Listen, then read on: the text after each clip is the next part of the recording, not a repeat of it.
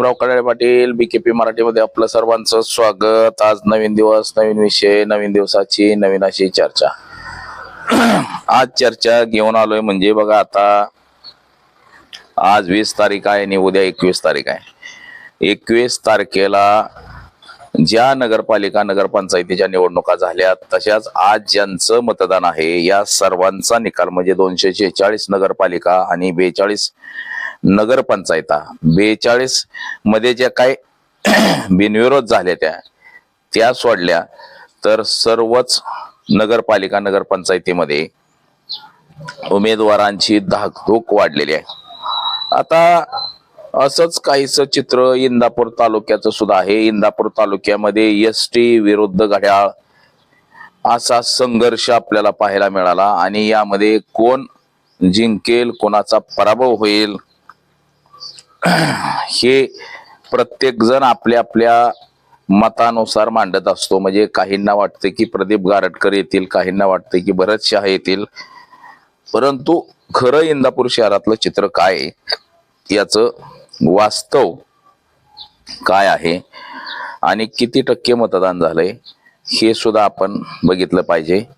तर याच विषयाची आज चर्चा घेऊन आलो। तर चला, सर्वप्रथम आपण जर चॅनल सबस्क्राईब केला नसेल तर चॅनल सबस्क्राईब करावा ही सर्वांना विनंती आणि चला चर्चेला सुरुवात करूया।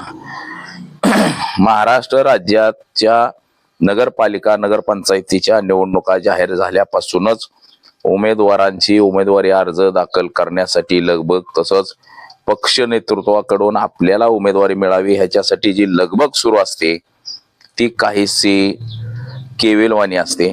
आता महानगरपालिकेच्या सुद्धा निवडणुका जाहीर झालेल्या आहेत। जे उमेदवार आहेत ते उमेदवार आपल्याला उमेदवारी कशी मिळेल ह्याच्यासाठी फिल्डिंग लावताना आपल्याला दिसते। महाराष्ट्रामध्ये 246 नगरपालिका आणि 42 नगरपंचायतीच्या निवडणुका झाल्या। याच्यामध्ये बहुसंख्य म्हणजे काही ठिकाणी बिनविरोध सुद्धा झाल्या।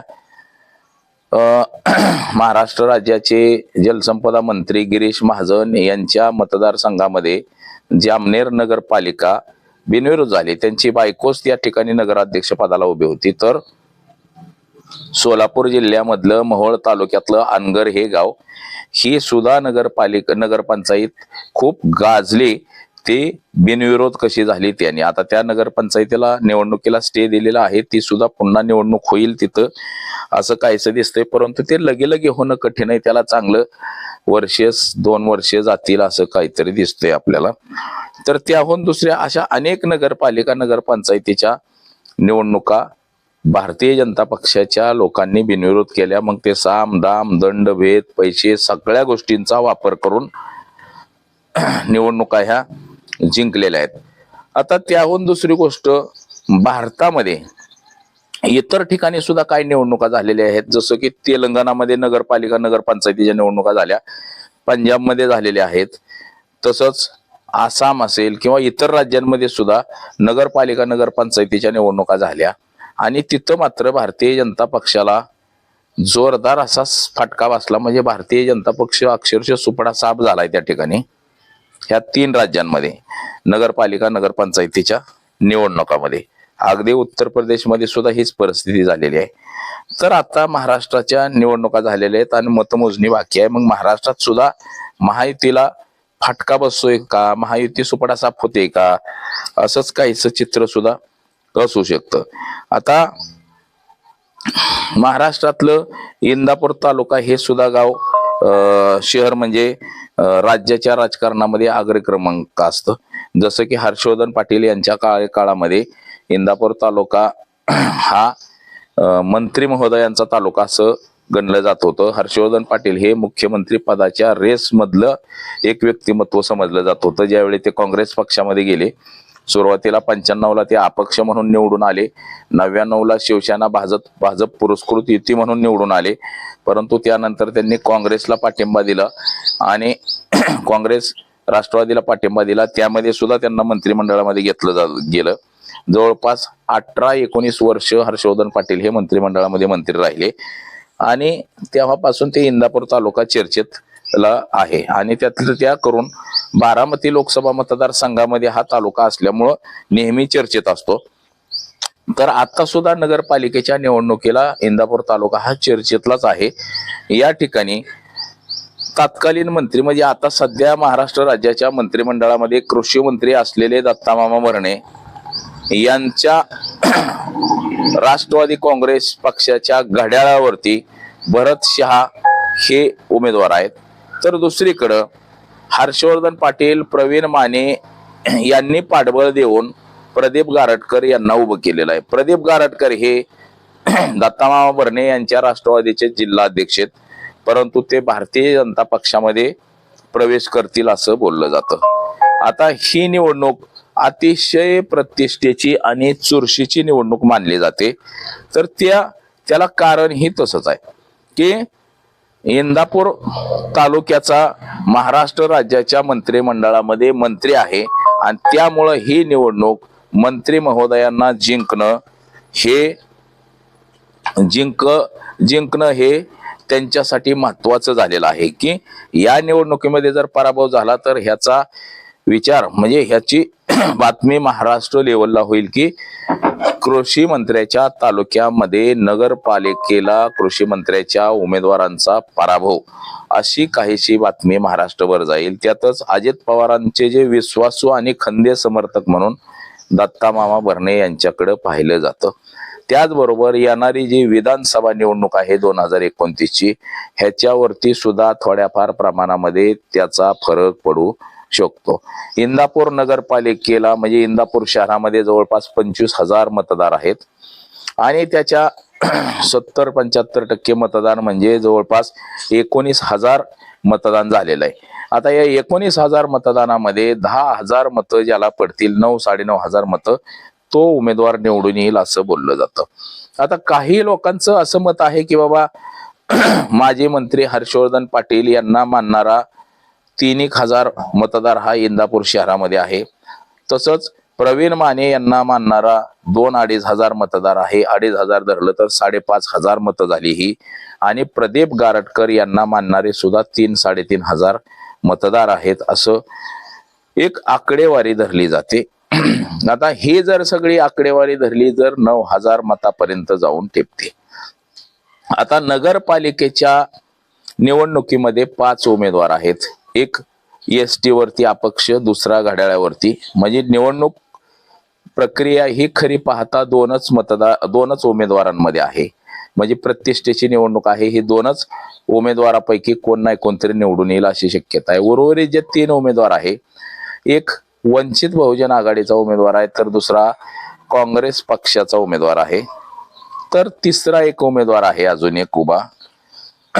तर या 3 जे उमेदवार आहेत हे किती मतदान घेतात त्याच्यावरती सुद्धा बरंचसं अवलंबून आहे. आणि 19,000 पैकी साधारण 9-9.5 मतं ही निवडून यायला लागतील. म्हणजे हे तिघांनी मिळून जर 500-600 किंवा 1,000 पर्यंत जर गेले तर 18,000 मतं राहतात. म्हणजे 9.5 मतामध्ये उमेदवार कोणताही निवडून येईल असं दिसतंय. परंतु 9.5-10,000 मतं ही निवडून येण्यासाठी लागतायत मित्रांनो. तर आता एका बाजूने असं म्हटलं जातं की बाबा ह्या तिघांची मिळून 9,000 मताधिक्य होतंय, अजून 100-500 मतं इकडून तिकडून होत आहेत. तर दुसऱ्या बाजूने सुद्धा भरत शहा हे पूर्वी नगराध्यक्ष होते आणि त्यामुळं त्यांना मानणारा सुद्धा या शहरामध्ये बरा वर्ग आहे. आणि तत्कालीन मंत्री जे आहेत दत्तामामा भरणे, तर दत्तामामा भरणे हे मंत्री आहेत. तसंच त्यांनी इंदापूर शहरामध्ये ठेकेदारांची संख्या सुद्धा मोठ्या प्रमाणामध्ये वाढवलेली आहे. म्हणजे इंदापूर शहरामध्ये जवळपास 30-40 ठेकेदार तयार केलेले, ते जे नगरपालिकेला कामं घेतात किंवा PWTला कामं घेतात, जिल्हा परिषदेला कामं घेतात, अशी पण काय ठेकेदारांची संख्या आहे. आता जर नगरपालिका जर भरणेंच्या विरोधात गेली तर भरणेंची काय आमदारकी जाणार नाही किंवा मंत्रिपद जाणार नाही. म्हणजे भरणेंना अजून 4 वर्षे आमदारकी आहे, मंत्रिपद सुद्धा आहे.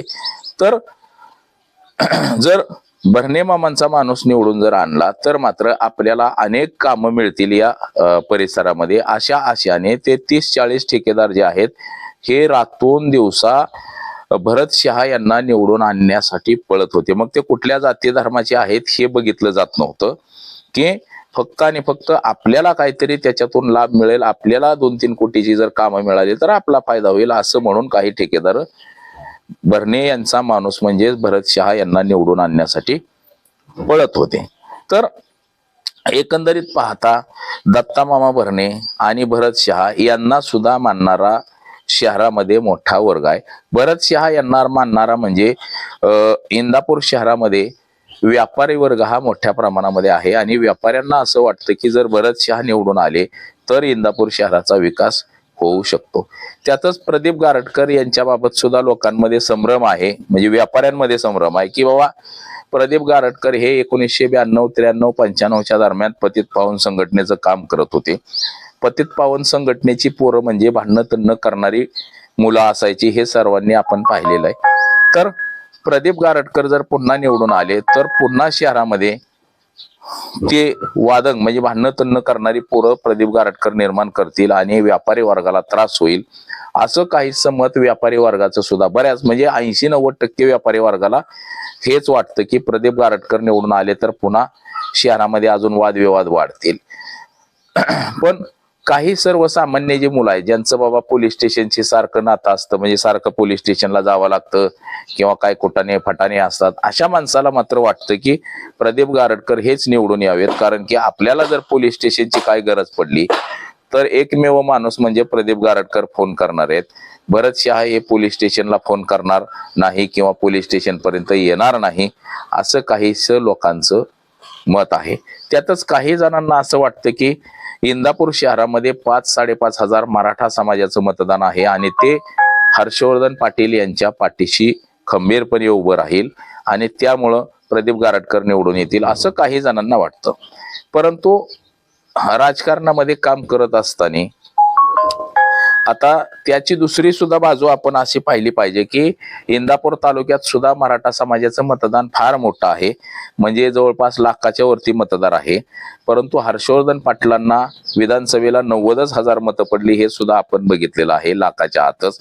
म्हणजे 20-25 हजार मराठा समाजाने मतदान दिलं नाही असं त्याचा सुद्धा अर्थ होऊ शकतो. म्हणजेच जे इंदापूर शहरामध्ये जो मराठा समाज आहे तो सुद्धा कितपत हर्षवर्धन पाटील यांच्या पाठीशी उभा राहतोय हे सुद्धा या निवडणुकीत महत्वाचं आहे. म्हणजे या पैकी म्हणजे इंदापूर शहरामध्ये मराठा समाजाचेच सर्वाधिक ठेकेदार आहेत आणि ते सगळेच्या सगळे ठेकेदार दत्तामामा भरणे यांच्या पाठीशी उभे राहतात. कारण की त्यांना असं वाटतंय की आपल्याला काहीतरी कामं मिळतील. म्हणजे विधानसभेला सुद्धा आपण पाहिलं असेल की हर्षवर्धन पाटील आणि दत्तामामा भरणे यांची लढत असताना जे ठेकेदार ज्या ठेकेदारांवरती मलेदा गँग म्हणून जी टीका टिप्पणी करण्यात आली होती त्यामुळे ते सगळे ठेकेदार एकत्र आले होते आणि ते सगळे भरणेंच्या पाठीशी उभे राहिले होते. त्याच्यामध्ये मराठा समाजाचे सुद्धा बहुसंख्य ठेकेदार होते आणि असंच काहीसं आता इंदापूर नगरपालिकेला सुद्धा आहे की बहुसंख्य ठेकेदार हे मराठा समाजाचे भरणे यांच्या पाठीशी उभे राहिल्याने आपल्याला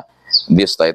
त्याच्यामुळं या दोन्ही उमेदवारांमध्ये निवडून येण्याबाबत संभ्रम आहे. आता काही जणांना वाटतं की प्रदीप गारटकर हे 20-25 मतांनी फक्त निवडून येतील. काही जणांची आकडेवारी म्हणजे त्या निवडणुकीमध्ये जे निवडणूक प्रक्रियेमध्ये जे नगरसेवक पदाला जे काही लोक उभे राहिली होती या सर्वांना तसं वाटतंय.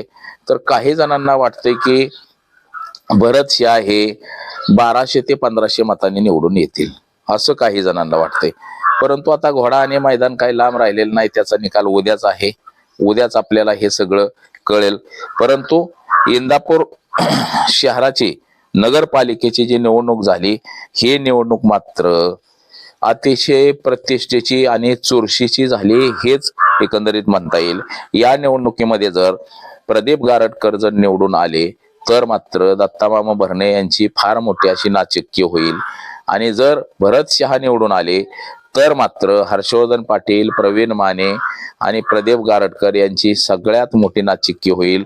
एक तर असं बोललं जातं तालुक्यामध्ये की हर्षवर्धन पाटलांना पॅनल करण्यासाठी उमेदवार सुद्धा मिळाला नाही अशी चर्चा इंदापूर शहरामध्ये आणि तालुक्यामध्ये आहे. तशीच चर्चा प्रवीण मानेंबद्दल सुद्धा आहे की प्रवीण मानेंना इंदापूर शहरामध्ये पॅनल करायला माणसं मिळाली नाही. ती बऱ्याच लोकांचं असं मत येतं की प्रवीण माने यांनी भारतीय जनता पक्षाच्या तिकिटावरती पॅनल उभं करायला पाहिजे होतं. अगदी 20 नगरसेवक आणि 1 नगराध्यक्ष पदाचा उमेदवार उभा करायला पाहिजे होतं.